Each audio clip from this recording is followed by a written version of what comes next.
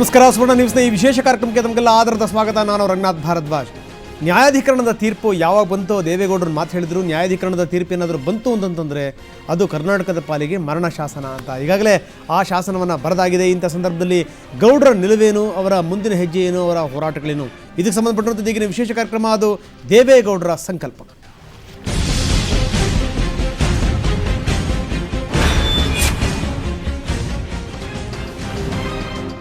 ಬನ್ನಿ, ಗೌಡರ ಸಂಕಲ್ಪ ಏನು, ಇದಕ್ಕೆ ಸಂಬಂಧಪಟ್ಟ ಮಾತಾಡಲಿಕ್ಕೆ ಸ್ವತಃ ಮಾಜಿ ಪ್ರಧಾನಿ ಎಚ್ ಡಿ ದೇವೇಗೌಡರು ನಮ್ಮ ಸ್ಟುಡಿಯೋದಲ್ಲಿದ್ದಾರೆ, ನಮ್ಮ ಜೊತೆಗಿದ್ದಾರೆ. ಅವರ ಅನಿಸಿಕೆ ಅಭಿಪ್ರಾಯಗಳೇನು, ಕಾವೇರಿ ವಿಚಾರದ ಬಗ್ಗೆ ಮುಂದಿನ ಅವರ ಯೋಜನೆಗಳು ಏನು, ಬಹುಶಃ ಕರ್ನಾಟಕಕ್ಕೆ ಮೇಲಿಂದ ಮೇಲೆ ಇದೇ ರೀತಿ ಅನ್ಯಾಯ ಆಗುವಂಥದ್ದು, ಗಾಯದ ಮೇಲೆ ಬರೆ ಎಳೆದಂಗೆ ಈಗ ನ್ಯಾಯಾಧೀಕರಣದ ತೀರ್ಪು ಕೂಡ ಬಂದಿರುವಂಥದ್ದು. ಇಂಥ ಸಂದರ್ಭದಲ್ಲಿ ಮುಂದಿನ ಹೆಜ್ಜೆ ಏನು? ತಮಿಳುನಾಡಿನ ಮುಖ್ಯಮಂತ್ರಿಯವರಂತೂ ನೇರವಾಗಿ ಪ್ರಧಾನಿಯವರಿಗೆ ಕಿವಿ ಊದು ಬಂದಿದ್ದಾರೆ. ಅವರು ನೀರಿಟ್ಕೊಂಡು ಕಳ್ಳಾಟವನ್ನು ಆಡ್ತಾ ಇದ್ದಾರೆ ಕರ್ನಾಟಕದವರು ಅನ್ನುವಂಥದ್ದು, ಬೇರೆ ಬೇರೆ ಜಲಾಶಯಗಳನ್ನು ನೋಡಿ ಅನ್ನುವಂಥ ಮಾತನ್ನು ಹೇಳಿರುವಂಥದ್ದು. ಆದರೆ ಕರ್ನಾಟಕದ ಜನ ನೋಡಿ, ಕರ್ನಾಟಕದ ನಾಯಕರು ನೋಡಿ, ಬನ್ನಿ ನೀವು ಯಾರನ್ನಾದರೂ ಕಳಿಸಿ, ಒಂದು ತಜ್ಞರ ಒಂದು ತಂಡವನ್ನು ಕಳಿಸಿ, ಬೇರೆ ಬೇರೆ ಡ್ಯಾಮ್ಗಳಲ್ಲಿ ಇದೆಷ್ಟು ನೀರನ್ನು ನಾವು ಬಚ್ಚಿಟ್ಟಿದ್ದೀವಿ ನಿಮಗೆ ಗೊತ್ತಾಗ್ಬಿಡಲಿ ಅನ್ನುವಂಥ ಮಾತನ್ನು ಹೇಳಬೇಕಾಗಿತ್ತು ನಮ್ಮ ನಾಯಕರು. ಆದರೆ ಅಪ್ಪಿ ತಪ್ಪಿ ಕೂಡ ಹೇಳಲಿಲ್ಲ. ಇದೇ ದೇವೇಗೌಡರನ್ನ ಕೆರಳಿಸಿರುವಂಥದ್ದು, ನೋವುಂಟು ಮಾಡಿರುವಂಥದ್ದು. ಬನ್ನಿ, ಕಾವೇರಿ ಸಮಸ್ಯೆಯ ಬಗ್ಗೆ, ಮುಂದಿನ ಹೆಜ್ಜೆಗಳ ಬಗ್ಗೆ ದೇವೇಗೌಡರು ಏನು ಹೇಳ್ತಾರೆ, ಸ್ವತಃ ಗೌಡರು ನಮ್ಮ ಜೊತೆಗಿದ್ದಾರೆ. ದೇವೇಗೌಡರ ಕಾರ್ಯಕ್ರಮಕ್ಕೆ ತಮಗೆ ಸ್ವಾಗತ. ಸೊ ತಾವು ಹೇಳಿದ್ರಿ, ಸುವರ್ಣ ಟಿವಿಯ ಮಾಲೀಕರು, ಪರಿವಾರದವರು ತಮಗೆ ಪುನಃ ಎರಡನೇ ಅವಕಾಶ ಕೊಟ್ಟಿದ್ದಿತ್ತು. ನಾನು ಋಣಿಯಾಗಿದ್ದೇನೆ. ಇದು ದೇವೇಗೌಡರ ಏಕಾಂಗಿ ಹೋರಾಟ ಅನ್ನೋದು ಭಾವಿಸ್ಕೋಬಾರ್ದು. ತಮ್ಮ ಮುಖೇನ ಈ ಕಾವೇರಿ ಜಲಾನಯನದ ಪ್ರದೇಶದಲ್ಲಿ ಬರ್ತಕ್ಕಂಥ 2,20,00,000 ಜನ ಒಂದು ಲೋಟ ನೀರಿಗೆ, ಅಲ್ಲಿ ನೀವು ನೀರಿಟ್ಟಿದ್ರೆ ಈ ಒಂದು ಲೋಟ ನೀರಿಗೆ ಭಿಕ್ಷೆ ಬೇಡಬೇಕಾಗಿದೆ. ನಾವು ರಾಜಕಾರಣಿಗಳಿಗೆ ಇವತ್ತು ಚುನಾವಣೆ ಅನೌನ್ಸ್ ಆಗಿದೆ, ದೇವೇಗೌಡರು ಏನು ಮಾಡೋಕ್ಕಾಗತ್ತೆ? ರಾಜ್ಯ ಸರ್ಕಾರ ನಮ್ಮ ಪರವಾಗಿ ನಿಂತಿಲ್ಲ, ಕೇಂದ್ರ ಸರ್ಕಾರ ನಮ್ಮ ಪರವಾಗಿ ನಿಂತಿಲ್ಲ. ಏನು ಮಾಡ್ತಾನೆ ಮನುಷ್ಯ? ಯಾಕಪ್ಪ ಹಿಂಗೆ ಹೋರಾಟ ಮಾಡ್ತಾನೆ? ಏನು ಬುದ್ಧಿ ಇಲ್ಲ ಅವನಿಗೆ?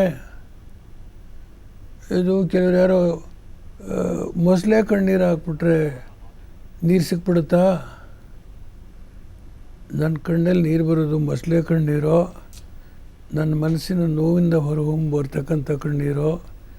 ಅದು ಯಾರು ಈ ರಾಜಕಾರಣಿಗಳು? ಆ ರಾಜಕಾರಣಿಗಳು ನನಗೆ ಸರ್ಟಿಫಿಕೇಟ್ ಕೊಡಬೇಕಾ?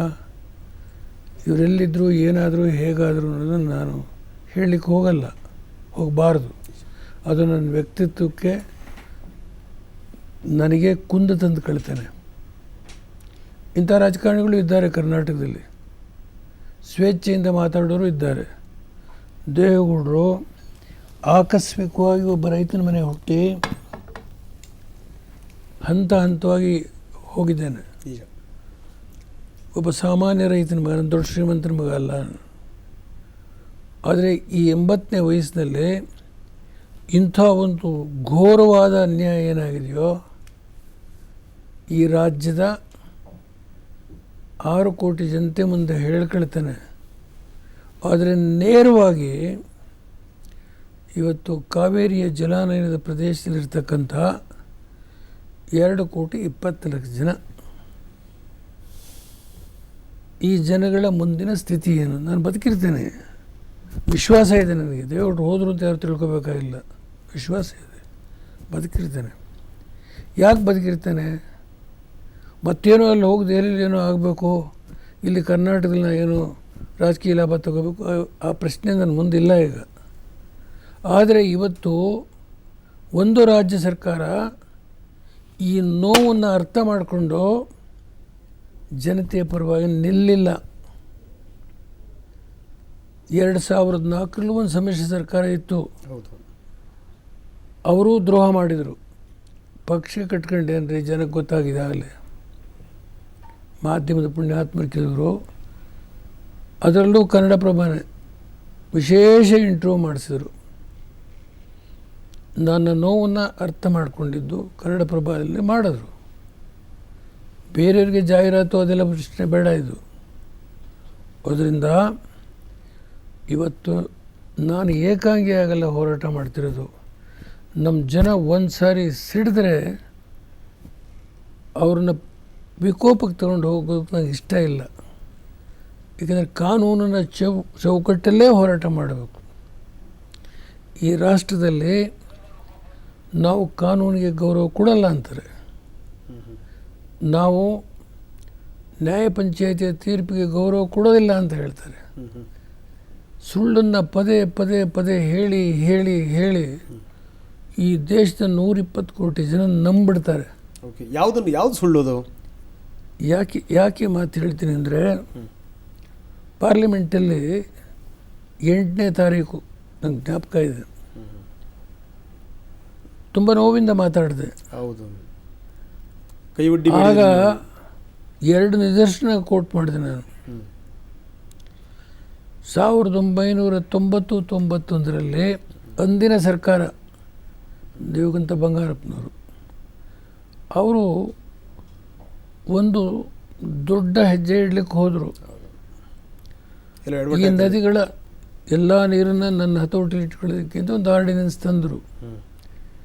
ಅದರಿಂದ ದೇಶದಲ್ಲಿ ನಮ್ಮ ಬಗ್ಗೆ ಒಂದು ಕೆಟ್ಟ ಹೆಸರು ಬಂತು. ಏಕೆಂದರೆ ಇವು ಒಂದು ಕಡೆ ಕಾವೇರಿ ನಮ್ಮಲ್ಲೇ ಹುಟ್ಟುತ್ತಾಳೆ, ತಾಯಿ ಕಾವೇರಿ ಮಾತಾ ನಮ್ಮಲ್ಲೇ ಹುಟ್ಟುತ್ತಾಳೆ, ನಮ್ಮಿಂದ ಹರಿದು ಹೋಗ್ತಾಳೆ. ಅಲ್ಲಿ ತಮಿಳುನಾಡಿನ ಜನತೆ ಯಾವ ಈ ನೋಟಿಫಿಕೇಶನ್ ಆಯ್ತಲ್ಲ, ಫೈನಲ್ ಅವಾರ್ಡ್ 2007 ಆಗ ಕಾವೇರಿ ಅಮ್ಮ ಅಂತಾರೆ. ಸೊ ಇನ್ನಷ್ಟು ಮಾತಾಡೋಣ ಗೌಡ್ರ ಜೊತೆಗೆ. ಅದಕ್ಕಿಂತ ಮೊದಲು ಮತ್ತೊಮ್ಮೆ